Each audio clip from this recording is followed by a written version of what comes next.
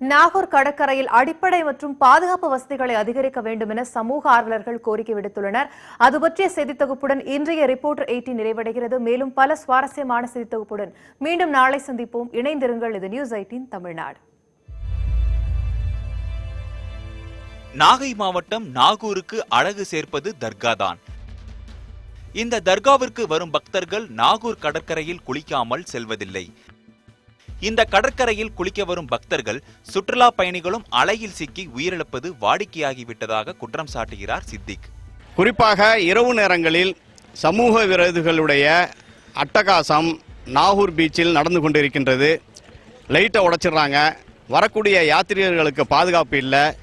போதிய காவலர்கள் இந்த ஊரில் இல்லாத காரணத்தினால் அவர்களால் தொடர்ந்து இந்த பீச்சுக்கு காவல் பணி புரிய முடியவில்லை. நாகூர் கடற்கரையில் மின்விளக்கு, கழிப்பிடம் உள்ளிட்ட அடிப்படை வசதிகளை செய்து தர வேண்டும் எனவும் குப்பைகள் இல்லாமல் தூய்மையாக வைக்கவும் நகராட்சி உரிய நடவடிக்கை எடுக்க வேண்டும் என்கிறார் சமூக ஆர்வலர்கள்.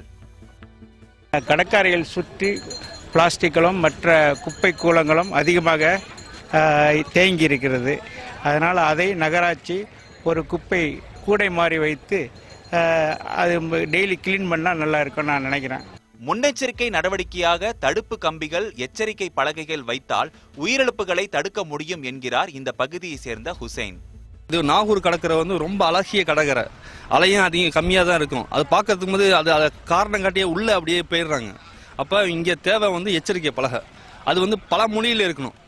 இங்கே வரக்கூடிய யாத்திரிகளுக்கு பல மொழியில் இருந்தாக்கா அவங்களுடைய அதுக்கு மீறி போகிறவங்கள இறைவனுடைய நாட்டம் அதை ஒன்றும் செய்ய முடியாது. நம்மளுடைய செல்ஃப் டிஃபென்ஸுக்காக எச்சரிக்கை பலகை வைக்கணும்.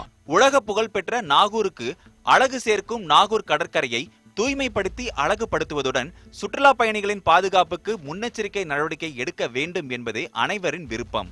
தினமும் வரக்கூடிய நாகூர் கடற்கரையில் உயிரிழப்புகள் என்பது நாளுக்கு நாள் தொடர்ந்து அதிகரித்து கொண்டே இருக்கிறது. அபாய எச்சரிக்கை பலகைகள் வைத்தால் இந்த உயிரிழப்புகளையும் தடுக்கலாம் என்கின்றனர் இங்குள்ள சுற்றுலாவாசிகள் மற்றும் சமூக ஆர்வலர்கள். நாகப்பட்டினத்திலிருந்து சகாதேவன், நியூஸ் 18 தமிழ்நாடு.